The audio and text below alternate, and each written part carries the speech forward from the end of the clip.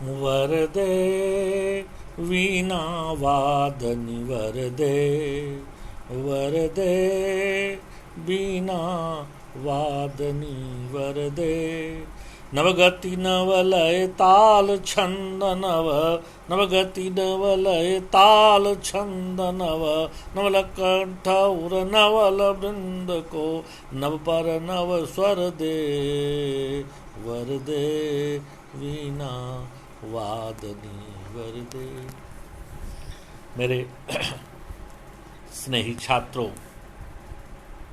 आज मैं CBSE board पर आधारित क्षितिज भाग 2 के सूर्यकांत त्रिपाठी निराला द्वारा रचित कविता पर प्रकाश डालूंगा, लेकिन कविता पर जाने से पूर्व सूर्यकांत त्रिपाठी निराला का यहाँ पर मैं कवि परिचय प्रस्तुत कर रहा हूँ। उसके बाद अगले वीडियो में मैं कविता पर आऊँगा। निराला के बारे में कहा जाता है कि तन से निराला, मन से निराला, सील से निराला, स्वभाव से निराला, खान पान चाल ढाल तथा रहन सहन से निराला, भावना और अभिव्यक्ति से निराला, हिंदी साहित्य के निराला वस्तुतः सबसे निराला थे। निराला गरीबों की बानी निराला, दलितों के रक्षक निराला, पतितों के उद्धारक निराला, भूखों का भोजन तथा प्यासों का पानी निराला, सामंतों का संहारक तथा पूंजीपतियों का नाशक निराला, आपाद मस्तक निराला, मन वचन और कर्म से निराला, वह मतवाला निराला, सचमुच सब कुछ निराला ही निराला। कबीर के बाद निराला ही हिंदी के सबसे बड़े क्रांतिकारी कवि हुए। अपनी क्रांति धर्मता के कारण उन्होंने जीवन भर संघर्ष किया। इस संघर्ष के फलस्वरूप शिवमय अंतर्मन वाले निराला आमरण अपने विरोधों का गरल पान करते रहे और सत्य से अनुप्राणित शिव सुंदरम साहित्य सुधा का दान देते रहे। निराला की तरह विलक्षण क्रांतिकारी, वज्रादपि कठोर तथा कुसुमादपि कोमल कवि किसी भाषा के इतिहास में कभी कभी ही आया करता है। ये कविता के रचयिता मात्र नहीं, स्वयं एक विराट महाकाव्य के नायक बनकर जिए और इतिहास बनकर उन्होंने अपनी जीवन लीला समाप्त की। निराला का जन्म 1899 ईस्वी में बसंत पंचमी के दिन बंगाल के महिषपादल में हुआ था। इनके पुत्र का नाम रामकृष्ण तथा पुत्री का नाम सरोज था। इनकी पत्नी मनोहरा देवी थी। निराला का जन्म अभाव और कष्टों में बीता। पत्नी, पुत्री, पिता, चाचा तथा भतीजे की मृत्यु असमय में ही हुई। दुख ही इनके जीवन की कथा रही। शिक्षा भी वे ऊंची हासिल न कर सके। अभाव और कष्टों में इन्होंने जीवन बिताया। निराला ने अनेक काव्य ग्रंथों की रचना की, जिसमें अनामिका, परिमल, गीतिका, तुलसीदास, कुकुरमुत्ता, अनिमा, नए पत्ते, बेला, अर्चना, आराधना इत्यादि का नाम आसानी से लिया जा सकता है। उपन्यास, कहानी, जीवनी, आलोचना, रेखाचित्र तथा अनुवाद जैसी साहित्यिक विधा पर भी इन्होंने लेखनी चलाई। अप्सरा, अलका, काले कारनामे तथा चोटी की पकड़ इनके नामी उपन्यास हैं, तो लीली और सखी इनकी प्रमुख कहानी। चतुरी चमार और कुल्टी भाट इनके आकर्षक रेखाचित्र हैं।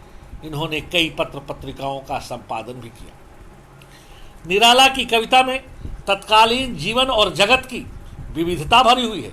उसमें क्रांतिकारी विचारों की तीव्र ज्वाला धधक रही है, तो प्रेयसी के प्रेमालापों की शीतलता हिम सरिता भी प्रवाहित हो रही है।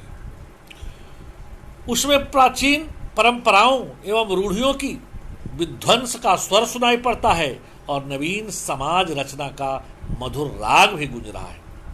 उनमें शोषकों, साम्राज्यवादियों एवं पूंजीपतियों के द्वारा प्रताड़ित सर्वहारा वर्ग की चीख भी सुनाई पड़ रही है। तथा अन्याय एवं असमानता को अपने सशक्त बाहों में पूर्णतया समाप्त कर देने की सिंह गर्जना भी सुनाई पड़ती है। उनमें राजनीतिक प्रधीनता एवं आंदोलनों की असफलता से उत्पन्न निराशा एवं विषाद का अहंकार भी दृष्टिगोचर होता है और राष्ट्रीयता, देशभक्ति एवं स्वतंत्रता प्राप्ति के लिए अपना सर्वस्व न्यौछावर कर देने की गौरव लालिमा भी दिखाई पड़ती है। उनमें एक ओर जहां दर्शन की ऊंची उड़ान है, वहीं यथार्थ का तीखा आग्रह भी। निराला की सर्वश्रेष्ठ प्रबंध काव्यात्मक रचना राम की शक्ति पूजा और तुलसीदास की राम की शक्ति पूजा अपने लघु आकार के बावजूद महाकाव्य की गरिमा समेटे हुए और तुलसीदास में युग की व्यंजना के साथ प्रकृति और पुरुष की चिरंतन संघर्ष की झांकी प्रस्तुत की गई। छायावाद के 4 प्रमुख स्तंभ में निराला भी एक है। सर्वात्मवादी भावना, अशरीरी प्रेम, सूक्ष्म सौंदर्य अंकन, विरह वेदना, रहस्यानुभूति, प्रकृति चित्रण, प्रकृति का मानवीकरण, नारी के प्रति नवीन दृष्टिकोण इत्यादि छायावाद की सारी प्रवृत्तियां इनकी कविताओं में पाई जाती हैं। प्रसाद ने यदि प्रकृति के शांत रूप को, पंत ने कोमल रूप को अपनाया, तो निराला ने मूलतः प्रकृति के उग्र रूप को अपनाया। झंझा झकोरों, गर्जन तर्जन तथा लहराते गरजते सागर के चंचल लोल लहरों का पछाड़ खाकर उठना और गिरना ही इन्हें ज्यादा प्रिय है। प्रकृति के सभी रूपों का सभी आधार पर इन्होंने वर्णन किया है। प्रकृति का चित्रण इन्होंने कहीं आलम्बन रूप में किया है तो कहीं आश्रय रूप में, कहीं अलंकरण रूप में किया है तो कहीं पृष्ठभूमि रूप में, कहीं मानवीकरण के रूप में किया है तो कहीं उद्दीपन के रूप में। छायावाद और प्रगतिवाद, इन 2 तत्वों की सीमा में निराला की कविता फैली हुई है। इनकी कविता में यदि एक ओर बिहसता हुआ चमन, चमन में गुलजार, गुलजार में बसंत और बसंत की मदमाती हवा दामन छुड़ा रही है, तो दूसरी ओर कष्टों, अभाव एवं दुखों में घिसता पिसता मानव का चित्रण भी है। एक ओर कल्याण है तो दूसरी ओर जीवन की कठोर वास्तविकता। एक ओर स्वर्गलोक है तो दूसरी ओर मिट्टी की गंध। एक ओर व्याकुल वक्ष है तो दूसरी ओर भूख से सूखे पेट। एक ओर फैलिंग ओठ है तो दूसरी ओर रक्त विहीन चूसे गए अधर। दोनों के मध्य फैली निराला की कविता सचमुच बड़ी आकर्षक है। छंद की दृष्टि से निराला ने मुक्तक छंद का निर्माण किया। कविता कामनी के कंचल कलेवर को छंदों की परिधि से निकालकर निराला ने मुक्तता प्रदान की। इनकी भाषा सरल, साफ, स्वाभाविक और प्रवाहमय है। इनकी कविता में शब्द से अर्थ की अंतिम बूंद तक को निचोड़ा गया है। बिंबों की छटा, प्रतीकों की योजना तथा रागों की रसानुकूलता सचमुच इनकी कविता में देखने योग्य है। आंखों में बुद्ध की करुणा, मस्तिष्क में वेद, मनीषी की सी बुद्धि तथा हृदय विराट महाप्राण निराला ने अपनी वज्र लेखनी से जो कुछ भी लिखा है वह न केवल हिंदी साहित्य के पृष्ठों में बल्कि इतिहास में भी स्वर्णाक्षरों से लिखा जाएगा। नाद निदानित इनकी कविता हिंदी साहित्य का अभिषेक कर सहृदयों का हृदय हमेशा अप्लावित तथा आलोड़ित विलोड़ित करती रहेगी। ऐसे कवि 1961 में हम लोगों के बीच से सदा के लिए विदा हो गए। उनका व्यक्तित्व और कृतित्व ही हम लोगों को गाने के लिए रह गया। धन्यवाद।